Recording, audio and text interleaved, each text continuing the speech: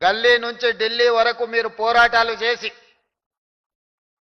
మీ జాతి యొక్క లక్ష్యాన్ని సాధించడానికి వేలాది మంది కేసుల్లో ఇరుక్కున్నారు. కొంతమంది పిల్లల ప్రాణాలు కూడా పోయినాయి. ఆవేశం ఏ విధంగా అయినా సాధించాలి, సాధించకపోతే మాకు మనుగడనే లేదు, ఎట్లయినా సాధించుకోవాలి అని ప్రాణ త్యాగాలు చేసిన పిల్లలు. ఎన్నో చిక్కుముళ్ళు, ఎన్నో కమిషన్లు ఇచ్చే నివేదికల మీద తర్జనలు భర్జనలు. ఏదైనా ఒక ఆదేశం వస్తే అది న్యాయస్థానం ముందు సమీక్షకు పెట్టి ఏదో ఒక రకంగా 2 అడుగులు ముందుకేస్తే 4 అడుగులకు వెనక్కేసే పరిస్థితిలో మీరందరూ ఉన్నారు. ఒక 20 సంవత్సరాల నుంచి ఈ సమస్యను ప్రత్యక్షంగా ప్రజా జీవితంలో స్థానిక సంస్థల్లో నిలబడ్డప్పటి నుంచి ఈ సమస్యను చూస్తూనే వస్తున్నాను. మీరు కొట్లాడిన ప్రతి సందర్భంలో నాకు చేతనైన సహకారాన్ని అందిస్తూనే వచ్చిన. మీరు కొట్లాడినప్పుడు, మీరు సమావేశాలు పెట్టినప్పుడు, మీరు ఎక్కడికైనా వెళ్ళాలనుకున్నప్పుడు ఈ సమావేశాన్ని ఏ విధంగా విజయవంతం చేయాలనుకున్నప్పుడు మిత్రులు కృష్ణ మాదిగ గారు, సతీష్ మాదిగ గారు ఎవరు నా దగ్గరకు వచ్చినా కాదనకుండా అండగా నిలబడి మీ న్యాయమైన హక్కును సాధించడానికి ముందు నుంచి మీతో పాటు నడిచిన. తెలంగాణ రాష్ట్రం సాధన ఈ సమస్యకు పరిష్కారం చూపిస్తుంది అనుకొని శాసనసభలో వాయిదా తీర్మానాన్ని ప్రవేశపెట్టి ప్రభుత్వం ఈ వాయిదా తీర్మానాన్ని చర్చకు పెట్టి ఏకగ్రీవ తీర్మానం చేసి మాదిగ ఉపకులాల వర్గీకరణను కేంద్ర ప్రభుత్వం పరిష్కరించి చట్టబద్ధత చెయ్యాలి అని శాసనసభలో తీర్మానాన్ని ప్రవేశపెట్టినప్పుడు ఆనాటి పాలకులు మిత్రులు సండ్ర వెంకట వీరయ్య, సంపత్ కుమార్తో పాటు సభలో నుంచి నన్ను బయటికి గెంటివేయడం జరిగింది. సంపత్ కుమార్కు సండ్ర వెంకట వీరయ్యకు పేగుబంధం ఉండొచ్చు, లేదా ఈ సమస్యను పరిష్కరిస్తే ఆ కుటుంబాలకు ప్రయోజనం ఉండొచ్చు. మరి మీరెందుకు మాకు అండగా నిలబడ్డారని మీరు ఆలోచన చేయొచ్చు. మీరు అనుకోవచ్చు, రేవంత్ రెడ్డి గారు మరి ఎందుకు వాళ్ళిద్దరితో పాటు గెంటివేయబడ్డాడు అని. ఈ సందర్భంగా ఒక్క మాట చెప్పదలుచుకున్న. చాలా మందికి మహాభారతం తెలుసు. మహాభారతంలో ఒక్కొక్కరిది ఒక వీరోచితమైన గాథ, ఒక్కొక్కరిది ఒక గొప్ప త్యాగం. అందులో చాలా మందికి అర్జునుడు, కృష్ణుడు నచ్చొచ్చు. నాకు మహాభారతంలో కర్ణుడు, అదేవిధంగా బార్బరికుడు అనే ఒక పాత్ర ఉన్నది.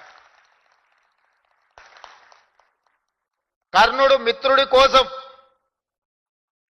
కర్ణుడికి అవమానం జరిగినప్పుడు అండగా నిలబడ్డ మిత్రుడి కోసం సర్వం ఒడ్డి పోరాటం చేసిండు. చివరి ఊపిరి వరకు అండగా నిలబడ్డాడు. కొందరికి అది తప్పుగా, కొందరికి నచ్చకపోవచ్చు. కానీ కర్ణుడు మిత్రధర్మాన్ని నిర్వహించిండు. నేను కూడా మిత్రుల కోసం అండగా నిలబడాలి. కొంతమందికి నచ్చొచ్చు, నచ్చకపోవచ్చు. కొంతమందికి ఇబ్బందికరంగా అనిపించవచ్చు. కానీ మాదిగలను మిత్రులుగా భావించి అండగా నిలబడాలి అని నేను అండగా నిలబడ్డా. రెండవ పాత్ర బార్బరికుడు. చాలా మందికి పాత్ర తెలియదు. మేము భీముణ్ణి విన్నాం, ధర్మరాజును విన్నాం, నకుల సహదేవుల పేర్లు విన్నాం, దుర్యోధన దుశ్శాసుల గురించి విన్నాం. బార్బరికుడు గురించి మేము వినలేదని చాలా మంది అనుకుంటుండొచ్చు. భీమసేనుడి కుమారుడు ఘటోత్కచుడు, ఘటోత్కచుని కొడుకు పేరు బార్బరికుడు. మరి ఆయన ప్రత్యేకత ఏందని మీరు అనుకోవచ్చు. బార్బరికుడి ఉన్న ఒకే ఒక్క గొప్ప లక్షణం, బలహీనుల పక్షాన నిలబడి కొట్లాడడమే అతనికి ఉన్న గొప్ప లక్షణం. అతను యుద్ధంలో దిగినప్పుడు న్యాయం బలహీనుల వైపు ఉంటే న్యాయబద్ధమైన బలహీనుల కోసం నిలబడే గొప్ప లక్షణం ఉన్నవాడు బార్బరికుడు. ఈ వర్గీకరణలో కూడా న్యాయం మీ పక్కన ఉంది, మీరు బలహీనులు కాబట్టే మీ పక్కన నిలబడి కొట్లాడాలి అని. ఇక నేను కూడా మీ పక్కన నిలబడకపోతే ఇక ఈ జాతికి మేలు జరగదని ఆలోచన చేసి రాజకీయపరమైన ఒత్తిడులు వచ్చినా మీ పక్కన నిలబడి ఈ సమస్యకు శాశ్వతమైన పరిష్కారం చూపించాలి అని ఒక ప్రయత్నం చేసిన. ఆ ప్రయత్నంలో పెద్దలు ఉత్తమ్ కుమార్ రెడ్డి గారు, దామోదర్ రాజనరసింహ గారు, డాక్టర్ మల్లు రవి గారు, సీతక్క గారు, శ్రీధర్ బాబు గారు, కమిషన్ చైర్పర్సన్ షమీం అఖ్తర్ గారు, చాలామంది అధికారులు, చాలామంది వాళ్ళదైన పాత్ర వాళ్ళు పోషించిండ్రు, సమయస్ఫూర్తితో వ్యవహరించిండ్రు. దాన్ని ఒక చట్టబద్ధత కల్పించి ఈనాడు మాదిగ ఉపకులాల వర్గీకరణను అమలు చేస్తున్న మొదటి రాష్ట్రంగా తెలంగాణ రాష్ట్రం ముందున్నదని ఇక్కడ నిలబడి మాట్లాడడానికి నాకు చాలా సంతోషం కలిగిస్తున్నది. సుప్రీంకోర్టు ఆదేశాల తర్వాత ఈ దేశంలో మొట్టమొదటి శాసనసభలో మనమే ప్రకటన చేసుకున్నాం. ఈ దేశంలో మొట్టమొదటి రాష్ట్రం మాదిగ ఉపకులాల వర్గీకరణను అమలు చేసి దేశానికే ఆదర్శంగా నిలబడ్డాం.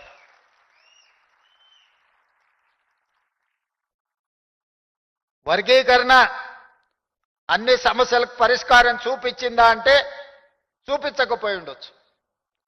మిగతా సమస్యలు ప్రొఫెసర్ కాసిం గారు చాలా విషయాలు ప్రస్తావించారు. ప్రమోషన్ల విషయంలో కావచ్చు, ఉన్నత విద్య చదువుకోవడం విషయంలో కావచ్చు, ఇతర అంశాలు భూములకు సంబంధించిన విషయం కావచ్చు, లెడ్ క్యాప్ భూములను కాపాడడం విషయంలో కావచ్చు, వీటన్నిటిని కూడా మీరందరూ సహకరిస్తే, మీరందరూ అండగా నిలబడితే ఈ సమస్యలు పరిష్కరించడం పెద్ద సమస్య కాదు.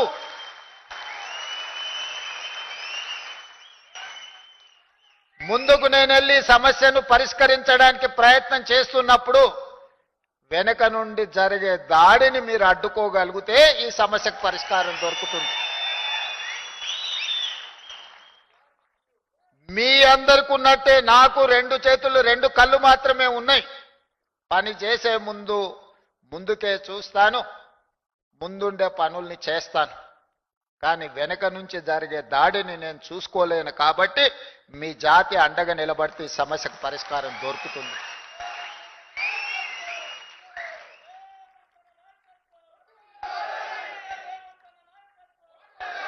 ఏదో ఒక్క రోజు, ఏదో ఒక నెల కష్టపడితే ఈ సమస్యకు పరిష్కారం లేదు.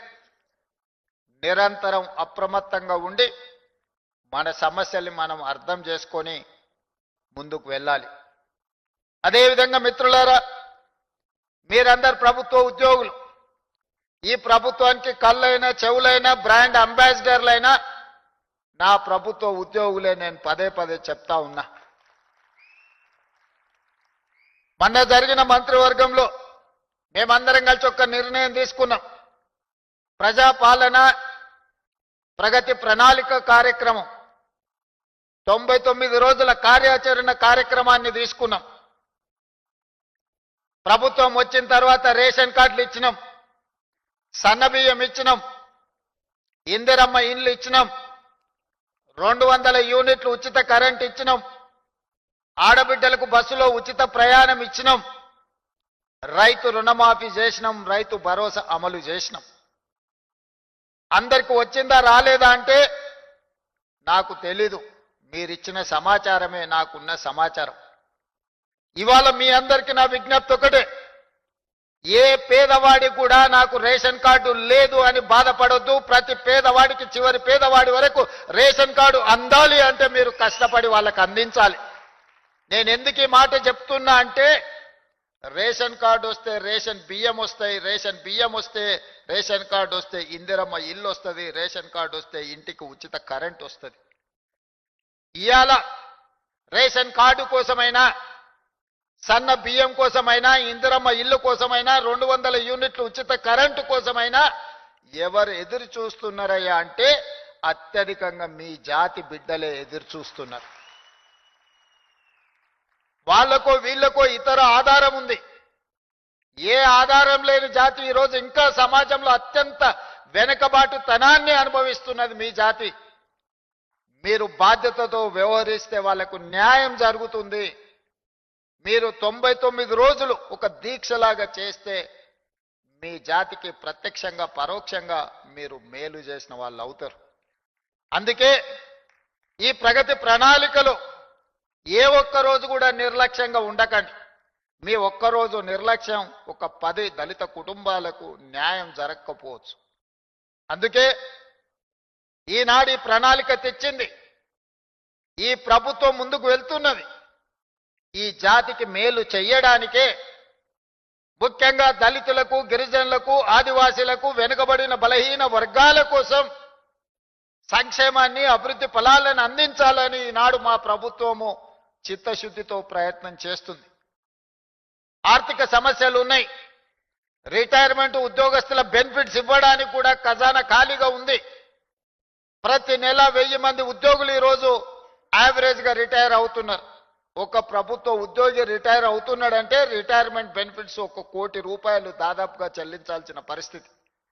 ఒక నెలలో 1000 మంది రిటైర్ అవుతే నెలకు 1000 కోట్లు రిటైర్డ్ ఉద్యోగస్తులకు రిటైర్మెంట్ బెనిఫిట్స్ ఇవ్వాల్సిన ఆర్థిక భారము ఉన్నా ఏదో ఒక రకంగా సమన్వయం చేసుకొని ఈ ప్రభుత్వాన్ని ముందుకు నడిపిస్తున్నాం. ఈరోజు ప్రజలు, వ్యాపారస్తులు ప్రభుత్వానికి కట్టాల్సిన పన్నులు వసూలు చేయాల్సిన బాధ్యత, ప్రభుత్వం యొక్క ఆర్థిక పరిస్థితిని మెరుగుపరిచే బాధ్యత మీ చేతుల్లో ఉంది. మీరు పన్నులు సక్రమంగా వసూలు చేసి అక్రమార్కుల పట్ల కఠినంగా వ్యవహరించి ఖజానాను నింపితే అది తిరిగి పేదల సంక్షేమానికే ఖర్చు పెట్టే ఈ ప్రభుత్వం ఈరోజు అధికారంలో ఉంది. మీరు కష్టపడితే 10 మంది పేదలకు మేలు జరుగుతుంది. మీరు చిత్తశుద్ధితో పని చేస్తే 10 మందికి సహాయం అందుతుందని చెప్పి నేను ఈ సందర్భంగా నా ఉద్యోగ మిత్రులకు నేను తెలియజేయదలుచుకున్నా. అదేవిధంగా ఒకనాడు జాగీర్దారులు, జమీందారులు, భూస్వాముల దగ్గర వేలాది ఎకరాల భూములు ఉండే. ఆనాడు పివి నరసింహారావు గారు అగ్రికల్చర్ సీలింగ్ యాక్ట్ తీసుకొచ్చి దాదాపుగా 25 లక్షల ఎకరాల భూములను అసైన్మెంట్ పట్టాల పేరు మీద పేదలకు పంచిపెట్టారు. ఆ పట్టాలు ఈరోజు పట్టాలు తప్పుతున్నదని మిత్రుడు కాసిం చెప్పిండు. తప్పకుండా ఈ ప్రభుత్వం దానికి శాశ్వతమైన పరిష్కారాన్ని అందించడానికి అన్ని రకాల ప్రయత్నం చేస్తుంది. ఇక భవిష్యత్తు గురించి ఆలోచన చేస్తే ఈ ప్రభుత్వం దగ్గర భూమి లేదు పంచడానికి. నేను ఉస్మానియా యూనివర్సిటీలో చెప్పిన, వివిధ వేదికల్లో చెప్తున్నా, ఈ రోజు కూడా మీ ముందు నేను చెప్పదలుచుకున్నా, పంచడానికి ప్రభుత్వం దగ్గర భూములు లేవు. ప్రభుత్వం దగ్గర ఆర్థిక వెసులుబాటు పరిమితమైంది. మరి జాతేమో ఇంకా వెనుకబడి ఉంది. జాతిని ముందుకు నడిపించాలి అనంటే ఈ జాతి భవిష్యత్ తరాలలో ఈ దరిద్రాన్ని అనుభవించకూడదు. దారిద్ర్య రేఖ నుంచి ముందుకు రావాలి అనంటే ఈ జాతికి చదువునివ్వాలన్నదే నా లక్ష్యం. ముందు నుంచి పంచడానికి భూములు లేవు, నజరలాన్ని చెల్లించడానికి నగదు లేదు. కానీ మిమ్మల్ని చదివించడం ద్వారా, మీలో చైతన్యం నింపడం ద్వారా ఈ సమాజంలో మిమ్మల్ని ప్రయోజకులను మార్చడానికి ఈరోజు విద్యాశాఖ నా దగ్గర పెట్టుకొని దాన్ని ప్రక్షాళన చేసి విద్య గ్రామాలకు చేరింది, విద్య తండాలకు చేరింది, గూడాలకు చేరింది. విద్య చేరింది కానీ నాణ్యమైన విద్య ఈరోజు అందడం లేదు. అందుకే నాణ్యమైన విద్య కోసం ఈరోజు ప్రత్యేకమైన ప్రణాళికలు ఈరోజు మా ప్రభుత్వం రచిస్తుంది.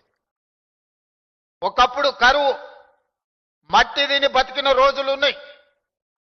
మొట్టమొదటి ప్రధానమంత్రి ఎడ్యుకేషన్ అండ్ ఇరిగేషన్ ప్రాధాన్యత తీసుకొని దేశాన్ని అభివృద్ధి పదం వైపు నడిపించినప్పుడు ఈ దేశంలో అన్ని ప్రాంతాలకు విద్య చేరింది. ప్రతి వాడికి భోజనం అందే పరిస్థితి వచ్చింది, కానీ అందులో న్యూట్రిషన్ ఫుడ్ లేదు. అందుకే ప్రభుత్వ హాస్టళ్లలో ఈరోజు మనము భోజన ధరలు పెంచి, అదేవిధంగా కాస్మెటిక్ ఛార్జెస్ పెంచి, మెస్ ఛార్జెస్ పెంచి నాణ్యమైన భోజనం పెట్టండి. ఈరోజు న్యూట్రిషన్ ఫుడ్ ఇవ్వాలి. ఈరోజు వాళ్ళని జ్ఞానవంతులను చేయాలనే ప్రయత్నం చేస్తున్నాం. ఇది అమలు జరగాలంటే, ఇది పేదలకు చేరాలి అని అంటే అందులో మీరు భాగస్వాములు కావాలి. ఈరోజు నాణ్యమైన విద్యను అందించాలంటే, న్యూట్రిషన్ ఫుడ్ పేదలకు చేరాలి అని అంటే ఈ ప్రభుత్వ నిర్ణయాన్ని అక్కడికి చేర్చాల్సిన వారధులు సారథులు మీరే. ఇక్కడున్న వేలాది మంది నా ప్రభుత్వ ఉద్యోగులు అని చెప్పి నేను ఈరోజు చెప్పదలుచుకున్నా. ఇవాళ విద్య ఒక్కటే మీ జీవితంలో మార్పు తెస్తుంది. ఇవాళ మీరందరూ ఇక్కడ ఆర్డీఓలు ఉండొచ్చు, డిఎస్పీలు ఉండొచ్చు, ఎంఆర్ఓలు ఉండొచ్చు, లేకపోతే ఇతర ఉన్నతాధికారులు ఉండొచ్చు, విఆర్ఓలు ఉండొచ్చు. ఇంతకుముందు తహసీల్దార్ గారు మాట్లాడారు. ఈ రోజు ఈ వేదిక మీద ఇక్కడ కూర్చొని ఇక్కడ మాట్లాడి ఇక్కడ గొప్పగా మీరు రాణిస్తున్నారంటే మీరు చదువుకున్నారు కాబట్టే ఇది సాధించగలిగినరు. ఈ ఒక్క చిన్న మర్మాన్ని గుర్తించాలి. మనకు అవకాశం వచ్చినప్పుడు మనం 10 మందికి చేయూత అందించాలి.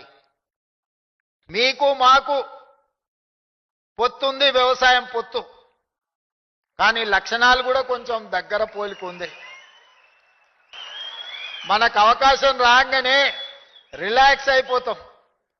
మేము బంగళ కట్టుకుంటాం, కారు కొనుక్కుంటాం, చుట్టాల దావతులకు పోతుంటాం. మీరు కూడా అవకాశం రాగానే అవకాశం వచ్చింది ఇంకేముందిలే అలసిపోయినాం దావత్ చేసుకుందాం అని అనుకుంటారు. దావతులు కొంత తగ్గించాలి మనం. ఎందుకంటే రెడ్డికి ఇచ్చినా గూటం రెడ్డికి ఇచ్చినా ఏం చేస్తారా, దావతులు చేసుకుంటారని అంటారు. అది కూడా ఉండాలి, కానీ మోతాదు తగ్గాలి. ఇతరులు మనల్ని చూసి అరే పిల్లలు కష్టపడుతురా, బాగా కష్టపడుతురు, మంచిగా చేస్తురు, 10 మందికి సాయం చేస్తురు, ఈ పిల్లలకు అవకాశం ఇస్తే నిలబెట్టుకుంటారు, ఈ పిల్లలకు అవకాశం వస్తే 10 మందికి అండగా నిలబడతారు అని ఒక మంచి పేరు తెచ్చుకోవాల్సిన బాధ్యత మీ మీద నా మీద ఉన్నదని నేను అనుకుంటున్నా. వాళ్ళు కూర్చున్నప్పుడు మనల్ని చూసి నవ్వుకుంటారు, వీళ్ళకి ఏది ఇచ్చినావో నిలబెట్టుకోవడా వాంతోనే అయిపోతుందని. మనం అట్లా కాదు, ఇంకా 10 మందికి నిలబెడతామనే నమ్మకం కలిగించాల్సిన బాధ్యత ముఖ్యంగా నా మీద, సతీష్ మార్గం మీద అవుతుందే. ఎందుకంటే అందరు మనల్ని గమనిస్తారు. రాజ్యం ఉంది కదా అని వాళ్ళకి కావాల్సిన పని చేసుకుంటారు, ఎంత నిలబెట్టుకుంటారో చూద్దాం కదా అని అనుకుంటారు. నేనైతే జెడ్పీహెచ్ఎస్లో చదివిన, మా దామన్ అయితే హెచ్పిఎస్లో చదువుకున్నాడు. వాళ్ళకి తెలవాల్సింది ఏంటంటే నాకు తెలుగులో తెలుసు, మా దామన్నకి ఇంగ్లీష్లో తెలుసు. సౌ బక్నా ఏక్ లిఖనా అని వెనకటి పెద్దోళ్ళు చెప్పారు. बकने वाले बकते रहेंगे मगर हम लिखना पक्का लिख के रखेंगे, कहीं पर छोड़ने का नहीं है. इस बार कहीं किसी को जगह नहीं छोड़ेंगे. जो जाति के लिए जरूरी है सब कुछ लिखेंगे, कानून बनाएंगे, कोई आगे कुछ नहीं कर सके. భవిష్యత్తులో మీకు ఏం కావాలనో, భవిష్యత్తులో మీ హక్కులను ఏ విధంగా కాపాడాలనో చట్టబద్ధత కల్పించే బాధ్యత నాది, దామన్నది, లక్ష్మణ్దీప్ వేదిక మీద ఉన్న ఎమ్మెల్యేలది. మేం కల్పించే చట్టబద్ధతను కాపాడుకునే బాధ్యత మీది. ఇది సమాజానికి ఉపయోగపడే విధంగా దీన్ని ముందుకు తీసుకెళ్లాల్సిన బాధ్యత మీ మీద ఉన్నది. మిత్రులారా, అప్రమత్తంగా ఉండండి.